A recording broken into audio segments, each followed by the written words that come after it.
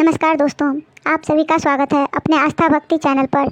आज मैं आप सभी के समक्ष श्रावण सोमवार व्रत कथा कैसे किया जाता है और बहुत सारे लोगों को श्रावण सोमवार और सोमवार के बारे में कन्फ्यूजन होता है। आज यह YouTube उन्हीं के लिए है। व्रती को चाहिए सुबह नित्य क्रियाक्रम से निवृत्त होकर नहा धोकर स्वच्छ वस्त्र पहनकर व्रत का संकल्प लें। हो सके तो यह पूजा प्रदोष काल में करें, सूर्यास्त के पहले या बाद में, या सुबह भी कर सकते हैं। भगवान आशुतोष को फूल बेलपात, मौसमी फल, गंगाजल, अक्षत, धूप दीप आदि से पूजा करें। माँ पार्वती गणेश जी को भी नैवेद्य फूल अर्पित करें। अपने इष्ट को प्रणाम कर कथा प्रारंभ करें। सोमवार व्रत कथा। जो नित्य आनंदमय, शांत, निर्विकार, निरामय, अनादि अनंत शिव तत्व को जानते हैं, वे परम पद को प्राप्त होते हैं।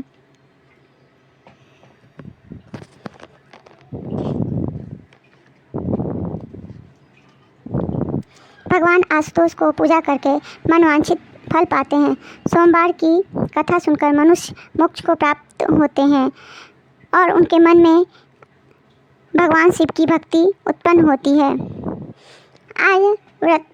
आर्यव्रत में चित्रवर्मा नामक प्रसिद्ध एक राजा रहते थे।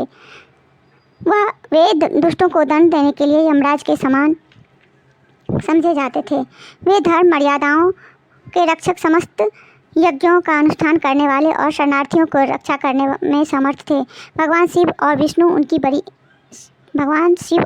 में उनकी बड़ी भक्ति थी। राजा चित्रवर्मा अनेक पराक्रमी पुत्रों को पाकर अंत में एक सुंदर कन्या की प्राप्ति की। एक दिन राजा ने जातक के लक्षण जानने वाले श्रेष्ठ ब्राह्मणों को बुलाकर कन्या की जन्म कुंडली के अनुसार भावी फल पूछे। तब उन ब्राह्मणों में से एक बहुयज्ञ ब्राह्मण ने कहा, महाराज, आपकी कन्या सीमंतनी नाम से प्रसिद्ध होगी। यह भगवती के भांति मंगलमयी, दमयंती के भांति सुंदरी, सरस्वती के भांति सब कलाओं में को जानने वाली तथा लक्ष्मी की भांति अत्यंत सब गुणों से सुशोभित होगी। यह 10,000 वर्षों तक अपने स्वामी के साथ सुख भोगेगी और 108 पुत्रों को जन्म देकर उत्तम सुख का उपभोग करेगी। तत्पश्चात दूसरे ब्राह्मण ने कहा, यह कन्या 14वें वर्ष में विधवा हो जाएगी। यह ब्रजाघात के समान दारुण वचन सुनकर राजा 2 घड़ी तक चिंता में डूबे रहे। तदंतर सब ब्राह्मणों को विदा करके राजा ने सब कुछ भाग्य के अनुसार होता है ऐसा समझकर चिंता करना छोड़ दिया। सीमंतनी धीरे धीरे सयानी हुई। अपनी सखियों के मुख से भावी वैदव्य की बात सुनकर उसे बड़ा खेद हुआ। उसने चिंता मग्न होकर वाल्यकल मुनि की पत्नी मैत्रेयी से पूछा, माता जी, मैं आपके चरणों की शरण में आई हूँ, मुझे सौभाग्य बढ़ाने वाली सत्कर्मों का उपदेश दीजिए। इस प्रकार शरण में आई हुई राजकन्या से पतिव्रता मैत्रेयी ने कहा, हे सुंदरी, तू शिव सहित पार्वती जी की शरण में जा और सोमवार को एकाग्रचित्त होकर स्नान और उपवास पूर्वक स्वच्छ वस्त्र धारण करके शिव और पार्वती का पूजन कर। श्रावण सोमवार को शिव और पार्वती की आराधना करती रह। इससे बड़ी से बड़ी आपत्ति पड़ने पर भी तू उससे मुक्त हो जाएगी। घोर से घोर भयंकर महाकलेश पर भी शिव पूजा न छोड़ना, उसके प्रभाव से महान भय से भी पार हो जाओगी। इस प्रकार सीमंतनी ने आश्वासन देकर पतिव्रता मैत्रेयी आश्रम से चली गई। राजकुमारी ने उनके कथनानुसार भगवान शिव का पूजन प्रारंभ किया। निग्ध देश में नल की पत्नी दमयंती के गर्भ से इंद्रसेन नाम का पुत्र हुआ था। राजा इंद्रसेन पुत्र चंद्रांगद हुए। नृपश्रेष्ठ चित्रवर्मा ने राजकुमार चंद्रांगद को बुलाकर गुरुजनों की आज्ञा से उनके साथ अपनी पुत्री सीमंतनी का विवाह किया। उस विवाह में बड़ा उत्सव हुआ। विवाह के पश्चात चंद्रांगद कुछ काल तक ससुराल में रहे। एक दिन यमुना पार जाने के लिए कुछ मित्रों के साथ नाव पर सवार हुए। दुर्भाग्यवश नाव जमुना के भंवर में मल्लाहों सहित डूब गई। जमुना के दोनों तटों पर भारी हाहाकार मच गया। दुर्घटना को देखने वाले समस्त सैनिकों के विलाप से सारा आकाश मंडल गूंज उठा। डूबने वालों में से कुछ तो मर गए और कुछ ग्राह के पेट में चले गए तथा राजकुमार आदि कुछ लोग उस महाजल में अधीनस्थ हो गए। यह समाचार सुनकर चित्रवर्मा बड़े व्याकुल हुए और यमुना के किनारे मूर्छित होकर गिर पड़े। श्रीमंतनी ने जब यह समाचार सुनी तब अचेत होकर धरती पर गिर पड़ी। राजा इंद्रसेन भी अपने पुत्र के डूबने के समाचार पाकर रानियों सहित बहुत दुखी हुए और सुध-बुध खोकर गिर पड़े। तदंतर बड़े बूढ़ों के समझाने पर राजा चित्रवर्मा धीरे धीरे नगर में आए और उन्होंने अपनी पुत्री को धीरज बंधाया। राजा चित्रवर्मा ने जल में डूबे हुए अपने दामाद का अर्धदैहिक कृत्य किया। वहाँ आए हुए उनके बंधु बांधव से करवाया। पतिव्रता सीमंतनी ने चिता में बैठकर पति लोग जाने का विचार किया, लेकिन उनके पिता ने स्नेहवश रोक दिया। वह वैधव्य जीवन व्यतीत करने लगी। मुनि मैत्रेयी ने जिस सोमवार का व्रत का उपदेश दिया था, उसे सदाचार परायणा सीमंतनी वैधव्य होने पर भी नहीं छोड़ी। इस प्रकार 14 साल की आयु में अत्यंत दारुण दुख पाकर भी वह भगवान शिव के चरणावृंदों का चिंतन करना न छोड़ी। शिव की आराधना करते करते उसके 3 वर्ष व्यतीत हो गए। उधर पुत्र शोक से उन्मत्त हुए राजा इंद्रसेन को बलपूर्वक दबाकर उनके भाइयों ने सारा राज्य हड़प लिया और उनकी पत्नी सहित उन्हें बंदीगृह में डाल दिया। इंद्रसेन के पुत्र चंद्रांगद जमुना में डूबने पर जल के नीचे नीचे और गहराइयों में उतरने लगे। बहुत नीचे गिरने पर उन्होंने नाग बंधुओं को जल क्रीड़ा में निमग्न देखा। राजकुमार को देख वे विस्मित हुए और उन्हें पाताल लोक में ले गए। वहाँ चंद्रांगद ने तक्षक के परम अद्भुत रमणीय नगर में प्रवेश किया और इंद्र भवन के समान मनोहर एक सुंदर महल देखा, जो बड़े बड़े रत्नों की प्रकाशमान किरणों से उद्दीप्त हो रहा था। भगवान सूर्य के समान तेजस्वी तक्षकनाग के राजसभा में विराजमान देख परम बुद्धिमान राजकुमार ने प्रणाम किया और हाथ जोड़कर खड़े हो गए। तक्षक के तेज से उनके नेत्र चौंधिया गए। नागराज ने भी मनोरम राजकुमार को देख उनके नागिनों से पूछा, यह कौन है और कहाँ से आया है? उन्होंने उत्तर दिया, हमने इसे जमुना जल में देखा और उसके कुल तथा नाम के परिचय न होने के कारण आपके पास ले आया हूँ। तब तक्षक ने राजकुमार से पूछा, तुम किसके पुत्र हो, कौन हो, कौन सा तुम्हारा देश है और यहाँ पर कैसे तुम्हारा आगमन हुआ है? राजपुत्र ने कहा, यमुना मंडल में भूमंडल में निग्ध नाम से प्रसिद्ध एक देश है। उसके स्वामी राजा नल बहुत यशस्वी हो गए हैं। वे पूज्य श्लोक माने जाते हैं। उसके पुत्र इंद्रसेन और उनका पुत्र मैं हूँ। मेरा नाम चंद्रांगद है। मैं अभी नूतन विवाह करके ससुराल में ही टिका हुआ था और यमुना नदी में नौका विहार करता हुआ दैव प्रेरणा से डूब गया। ये नाग पत्नियाँ आपके पास ले आई। जन्मांतर के उपार्जित पुण्य के प्रभाव से मैं यहाँ आपके चरणावृंदों का दर्शन किया। आज मैं धन्य हूँ। मेरे माता पिता कृतार्थ हो गए, क्योंकि आपने दया करके मेरी ओर देखा और मुझसे वार्तालाप किए। इस प्रकार मनोहर उदारतापूर्ण वचन सुनकर तक्षक ने कहा, राजकुमार भय न करो, धैर्य रखो और बताओ कि तुम संपूर्ण देवताओं में किसकी पूजा करते हो? राजकुमार ने कहा, जो संपूर्ण देवों में महादेव कहे जाते हैं, उन्हीं विश्व आत्मा उमापति भगवान शिव की मैं पूजा करता हूँ, जो विधाता के भी विधाता, कारण के भी कारण और तेजों में सर्वोत्कृष्ट तेज हैं। वे भगवान शिव मेरे परम गति हैं, जो अत्यंत निकट होकर भी पाप से दूषित चित्त वाले पुरुषों के लिए बहुत दूर हैं तथा जिनकी तेज की कोई सीमा नहीं है, जो अग्नि भूमि वायु जल आकाश में भी स्थित है। वे विश्वात्मा सदाशिव हम सबके लिए पूजनीय हैं, जो संपूर्ण भक्तों के साक्षी, सबके आत्मा में स्थित रहने वाले परमेश्वर तथा निरंजन हैं।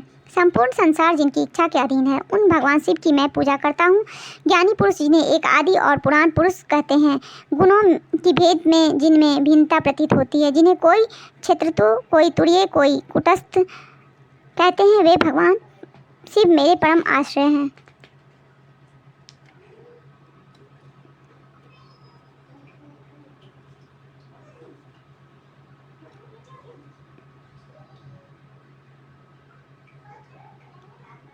जो चैतन्य आदि अनंत तत्व हैं, जिनके तेज का कहीं अंत नहीं है, श्रुति के नेति नेति वचनों से भिन्न भिन्न समस्त वस्तुओं का वाद कर जिनके स्वरूप का निश्चय किया जाता है तथा आत्मज्ञानी पुरुष के भी मन और वाणी की वृत्ति जिनका स्पर्श नहीं कर पाती, वे ही ये भगवान शिव मेरे परम पूज्य हैं। जिनका प्रसाद पाकर साधु पुरुष अत्यंत उज्ज्वल इंद्र पद की भी अभिलाषा नहीं रखते तथा कर्मों की अर्गला और काल चक्रों को लांघ कर निर्भय होकर विचरते हैं, वे भगवान शिव मेरे परम गति हैं। जिनके स्मृति चंडाल की जोनी में जन्म पाने वाले मनुष्यों को भी समस्त पाप रूपी रोगों का नाश करती है तथा जिनको संपूर्ण रूप श्रुतियों के लिए भी ढूंढने योग्य है, उन्हीं भगवान शिव के उद्देश्य से मैं सदैव पूजा करता हूँ। देवमयी गंगा जिनके मस्तक पर स्थान पाकर सुशोभित होती है। भक्ति जगदम्बिका जिनके अर्धांग में निवास करती हैं, आहा तक्षक और वासुकी दोनों नागराज जिनके कानों की कुंडल हैं, वो चंद्राधिशेखर भगवान शिव मेरे परम आश्रय हैं, जिनके चरण कमल वेदों के शीर्ष स्थानीय उपनिषदों में गौरवान्वित होते हैं। वेदांत श्रुति भी जिनके चरणों का गान करती है, जिनकी सगुण मूर्ति संपूर्ण तत्वों का प्रकाश करने वाली है। गुणमयी सृष्टि पर विजय पाने वाले वे भगवान शंकर मेरे द्वारा पूजित हैं। राजकुमार की यह बात सुनकर तक्षक का चित्र प्रसन्न हो गया। उनके हृदय में महादेव जी के प्रति नूतन भक्ति भाव का उदय हो आया और वे उनसे इस प्रकार बोले, राजेंद्र नंदन, तुम्हारा कल्याण हो। तुम पर बहुत प्रसन्न हूँ, क्योंकि तुम बालक होकर भी सर्वोत्कृष्ट परम शिव तत्व को जानते हो। देखो, ये रत्नमय लोक है, ये मनोहर नेत्रों वाली युवतियाँ हैं, ये मनोवांछित कामना पूर्ण करने वाले कल्प वृक्ष हैं, तथा ये अमृत रूपी जल से भरी हुई बावलियाँ हैं। यहाँ मृत्यु का दारुण भय नहीं, बुढ़ापा और रोग से यहाँ किसी को पीड़ा नहीं होती। तुम इच्छा अनुसार यहाँ पर रहो, यथा योग्य सुख का उपभोग करो। नागराज के ऐसा कहने पर राजकुमार दोनों हाथ जोड़कर बोले, नागराज, मैं समय पर विवाह किया है, मेरी पत्नी उत्तम व्रत का पालन करने वाली है, वह शिव पूजा परायणा है और मैं अपने माता पिता का इकलौता पुत्र हूँ। वे लोग मुझे मरा हुआ समझकर महान शोक से घिर गए होंगे, अतः मुझे किसी प्रकार अधिक समय तक ठहरना नहीं चाहिए। आप कृपा करके मुझे उसी मनुष्य लोक में पहुँचा दें। नागराज तक्षक ने कहा, राजकुमार, तुम जब मेरी याद करोगे तब मैं प्रकट हो जाऊंगा। ऐसा कहकर उसने राजकुमार को एक सुंदर अश्व भेंट किया, जो इच्छा के अनुसार चलने वाला था। अनेक प्रकार के द्वीपों, समुद्रों और लोकों में उसकी अप्रतिहित गति थी। इसके सिवा उन्हें रत्नमय आभूषण, दिव्य वस्त्र और दिव्य अलंकार भेंट किए। उनकी सहायता करने के लिए सारी व्यवस्था करने के पश्चात तक्षक ने जाओ कहकर प्रेम पूर्वक विदा किया। चंद्रांगद उस घोड़े पर सवार होकर निकले और थोड़ी ही देर में यमुना जल से बाहर आकर उस दिव्य अश्व पर चढ़े हुए ही नदी के रमणीय तटों पर घूमने लगे। इसी समय पतिव्रता सीमंतनी अपनी सखियों से घिरी हुई वहां स्नान करने के लिए आई। उसने यमुना के तट पर मनुष्य रूपधारी नाग कुमार के साथ भ्रमण करते हुए राजकुमार चंद्रांगद को देखा। दिव्य अश्व पर सवार आरूढ़ हुए अपूर्व आकर्षण वाले उन राजकुमार को देखकर वह उन्हीं की ओर दृष्टि लगाए खड़ी हो गई। उसे देखकर चंद्रांगद ने भी मन ही मन विचार किया, जान पड़ता है इसे मैंने पहले कभी देखा है। तत्पश्चात वे घोड़े पर से उतरकर नदी किनारे बैठे और सुंदरी को बुलाकर समीप बैठाकर पूछा, तुम कौन हो, किसकी स्त्री हो, किसकी कन्या हो। सीमंतनी लज्जावश स्वयं कुछ बोल न सकी। तब उसकी सखियों ने सब बातें बतलाई। इसका नाम सीमंतनी है। यह निग्धराज इंद्रसेन की पुत्रवधू युवराज चंद्रांगद की रानी तथा महाराज चित्रवर्मा की पुत्री है। दुर्भाग्य से इसके पति इस महाजल में डूब गए। इससे वैधव्य का दुख प्राप्त करके यह बाला सूखती जाती है। अत्यंत प्रबल शोक में खोई हुई इसने 3 वर्ष व्यतीत किए हैं। आज सोमवार है, इसीलिए यह यहाँ जमुना जी में स्नान करने के लिए आई है। इसके ससुर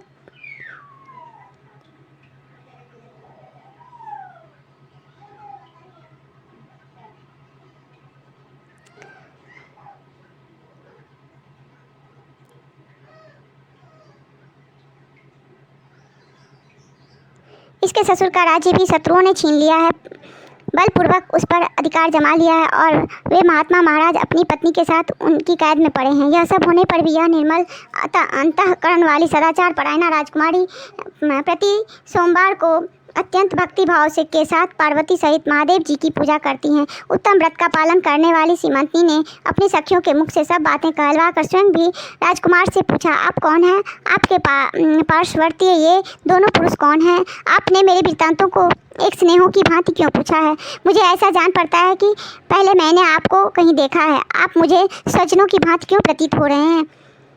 इतना कहकर राजकुमारी सीमंती फुट फुट कर रोने लगी और मूर्छित होकर पृथ्वी पर गिर पड़ी। अपनी प्रियतमा का शोक के कारण राजकुमार चंद्रांगद शोक से व्याकुल हो 2 घड़ी तक चुपचाप बैठे रहे। तदंतर सीमंतनी उठकर राजकुमार की ओर निहारने लगी। उसने पहले देखे हुए अंग चिन्हों, स्वर आदि लक्षणों के प्रमाण तथा रूप रंग आदि की परीक्षा करके यह निश्चय किया कि अवश्य यह मेरे पति हैं, क्योंकि मेरा हृदय प्रेम से अधीर हो रहा है, इन्हीं में अनुरक्त हुआ है। लेकिन क्या मुझावाग्नि को मरे हुए पति का दर्शन हो सकता है? यह स्वप्न है या भ्रम, अथवा मुनि मैत्रेयी ने जो मुझे यह कहा था कि तुम भारी से भारी विपत्ति पड़ने पर भी इस व्रत का पालन करती रहना, उसी का प्रभाव तो नहीं है। एक श्रेष्ठ ब्राह्मण ने मेरा 10,000 वर्षों तक सौभाग्य बतलाया था। उन ब्राह्मण देवता का वचन अवश्य सत्य होगा, यह ईश्वर के बिना कौन जान सकता है। इधर प्रतिदिन मुझे मंगल शुभ सूचक शकुन भी दिखाई देते हैं। पार्वती देवी के प्राणनाथ भगवान शिव के प्रसन्न होने पर देहधारियों के लिए कौन सी वस्तुएं दुर्लभ हो सकती है। इस भांति विचार करके उसका संदेह दूर हो गया।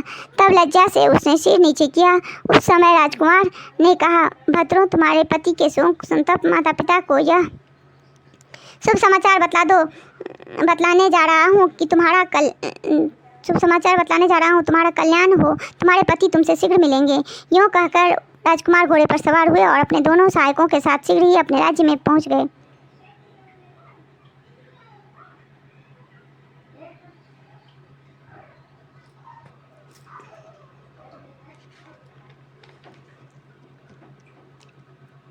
वहाँ उद्यान के समीप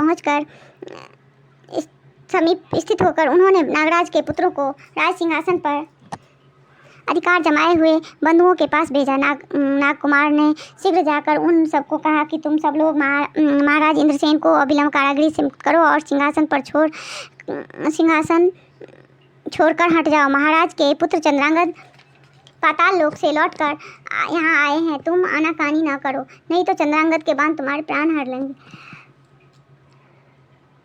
वे जमुना जी के जल में डूबकर तक्षक के घर पहुंच गए थे। वहां से सहायता पाकर पुनः लौटे।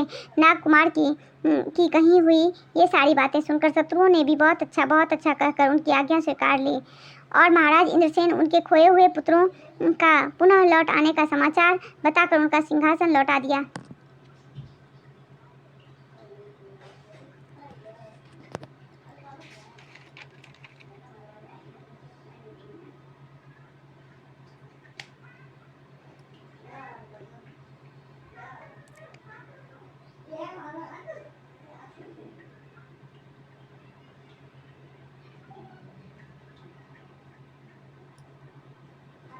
महाराज को प्रसन्न करके भी वे लोग भयभीत बने रहे कि मेरा पुत्र आ रहा है। सब बात सुनकर राजा प्रेम की आंसू बहाते हुए आनंद में डूब गए। यही दशा महारानी की थी। तदंतर सब नागरिक, वृद्ध, मंत्री और पुरोहित आगे जाकर चंद्रांगद से मिले और उनके हृदय से लगाकर महाराज के समीप ले गए।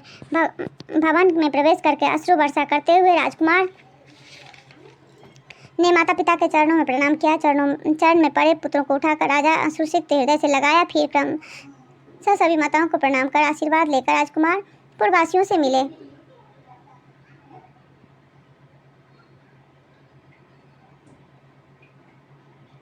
फिर नागराज तक्षक से मित्रता होने की बात बताई। राजकुमार का चरित्र देखकर और सुनकर राजा इंद्रसेन हर्ष से विवल हो गए। उन्होंने अपने मन में यही माना कि मेरी पुत्रवधू ने भगवान महेश्वर की आराधना की, इस अनुपम सौभाग्य का अर्जन किया। निग्ध राज ने यह मंगल वार्ता दूतों द्वारा महाराजा चित्रवर्मा को भी कहलवा भेजा। यह अमृतमयी वार्ता लाभ सुनकर राजा इंद्रसेन हर्ष से विवल हो गए और बड़े वेग से उठकर उन्होंने संदेशवाहक को उपहार में बहुत धन दिया और अपनी पुत्री को बुलाकर उन्होंने उससे वैधव्य चिन्हों का परित्याग करवाया और उसे नाना प्रकार आभूषणों से विभूषित किया। तत्पश्चात समुच्चय राज्य के गांव और नगर में भारी उत्सव हुआ और सब लोगों ने राजकुमारी सीमंतनी के सदाचार की बड़ी प्रशंसा की। चित्रवर्मा ने इंद्रसेन के पुत्र चंद्रांगद को बुलाकर सीमंतनी को उनके साथ विदा किया। चंद्रांगद ने तक्षक के घर से लाए हुए रत्न और आभूषणों के द्वारा जो मानव मात्र के लिए अत्यंत दुर्लभ है उन्हें पहनाकर अपनी पत्नी के अत्यंत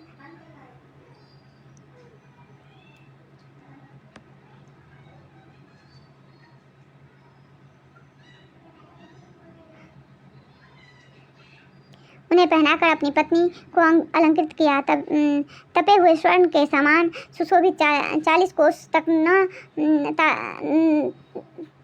कोस तक जाने वाली सुगंध से युक्त दिव्य अंगराग से सीमंतनी की बड़ी शोभा हो रही थी। कमल केसर के समान रंग वाले कल्प वृक्ष के पुष्पों से बनी हुई और कभी न कुमलाने वाली माला भी सती सीमंतनी की शोभा बढ़ा रही थी। इसी प्रकार शुभ मुहूर्त में अपनी पत्नी के साथ लेकर ससुर की आज्ञा से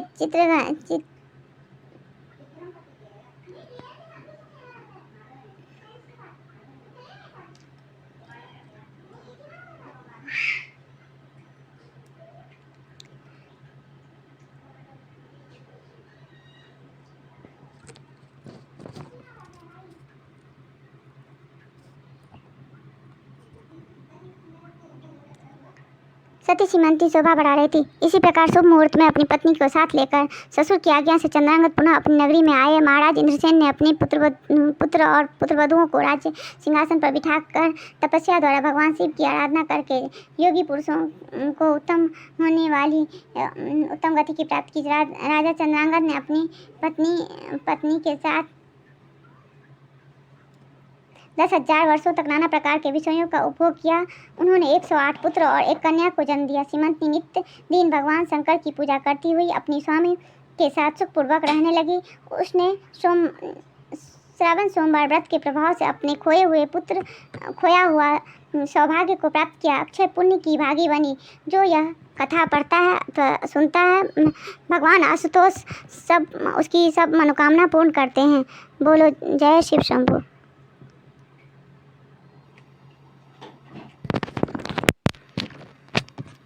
अब देखना गलत हुआ है।